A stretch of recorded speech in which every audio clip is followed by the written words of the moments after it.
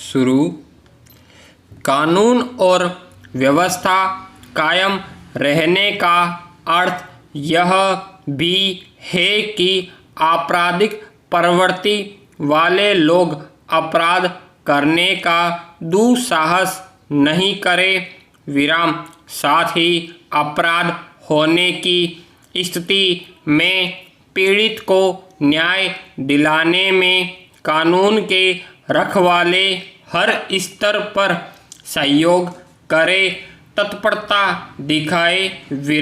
लेकिन उत्तर प्रदेश के एटा जिले से शुक्रवार को अपहरण और बलात्कार की एक घटना के 3 साल बाद प्राथमिकी दर्ज करने को लेकर जो खबर आई है वह बताती है कि थानों में बैठी पुलिस कई बार किस तरह रसूखदार लोगों के असर में पीड़ित महिला की शिकायत तक दर्ज नहीं करती है और इस तरह प्रकारांतर से न्याय के रास्ते में अवरोधक बनकर खड़ी हो जाती है।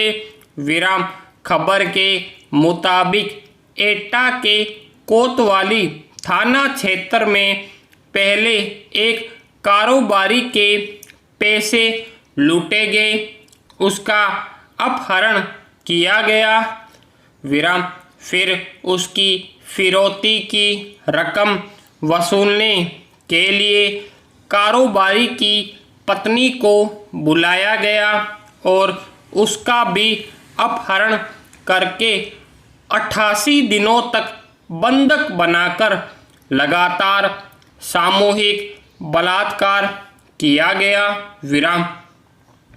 अव्वल तो उत्तर प्रदेश की पुलिस ने ऐसा कुछ भी नहीं किया जिससे इस तरह का भयावह अपराध न घटित हो। दूसरे, इतने संगीन सामूहिक बलात्कार के अपराध की पीड़ित महिला घटना के बाद इंसाफ की गुहार लगाती हुई दर दर की ठोकरें खाती रही, लेकिन उसकी प्राथमिकी तक दर्ज नहीं हो सकी। जिस राज्य में अपराधियों से निपटने और अपराधों पर काबू पाने के लिए सरकार की ओर से पुलिस को खुली छूट देने का दावा किया जाता है, उसमें यह सब कैसे संभव हुआ? क्या ऐसा इसलिए हुआ कि इस घटना में लिप्त आरोपी भाजपा के एक नेता सहित रसूखदार लोग हैं, जबकि बलात्कार को एक ऐसा संगीन अपराध माना गया है जिसमें पुलिस की ओर से तुरंत सक्रियता और कार्यवाही अपेक्षित है। इसकी वजह यह भी है कि इसमें सबूतों के नष्ट हो जाने और पीड़ित के मामले के प्रभावित होने की आशंका रहती है।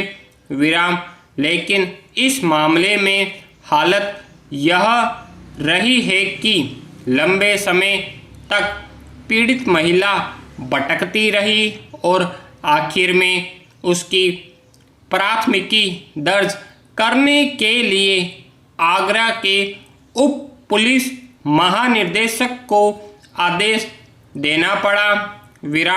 राज्य में अपराधियों का हौसला तोड़ देने का दावा करने वाली उत्तर प्रदेश पुलिस के काम करने की शैली क्या यही है? गौरतलब है कि इस साल की शुरुआत में आई राष्ट्रीय अपराध रिकॉर्ड ब्यूरो की रिपोर्ट के मुताबिक उत्तर प्रदेश को महिलाओं के लिए सबसे असुरक्षित राज्य बताया गया और वहाँ महिलाओं के खिलाफ अपराध की सबसे ज़्यादा घटनाएं सामने आई। विराम इसी रिपोर्ट के आंकड़े में यह तथ्य भी सामने आया कि देश भर में बलात्कार के मामलों में सजा की दर महज 27.2% है। विराम सवाल है कि बलात्कार के अपराध और इसकी सजा के मामले में इस तरह की विपरीत स्थिति आखिर क्यों बनी हुई है? क्या इसकी मुख्य वजह यह नहीं है कि बलात्कार की घटनाओं के बाद प्राथमिकी दर्ज करने से लेकर जांच करने और आरोपी को दोषी ठहराने तक के मामले में पुलिस का रवैया बेहद असहयोग से भरा रहता है?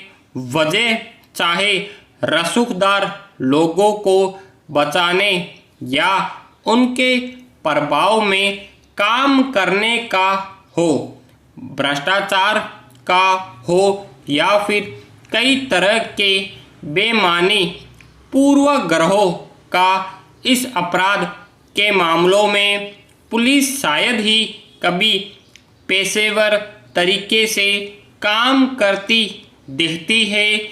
विराम जबकि सच यह है कि बलात्कार के मामलों में सजा आम तौर पर पुलिस की शुरुआती कार्यवाही और जांच में ईमानदारी पर ही निर्भर होती है।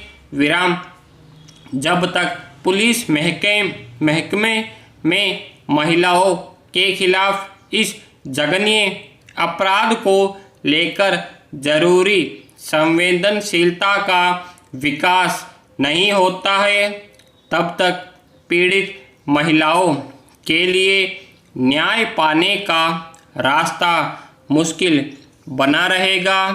स्टॉप।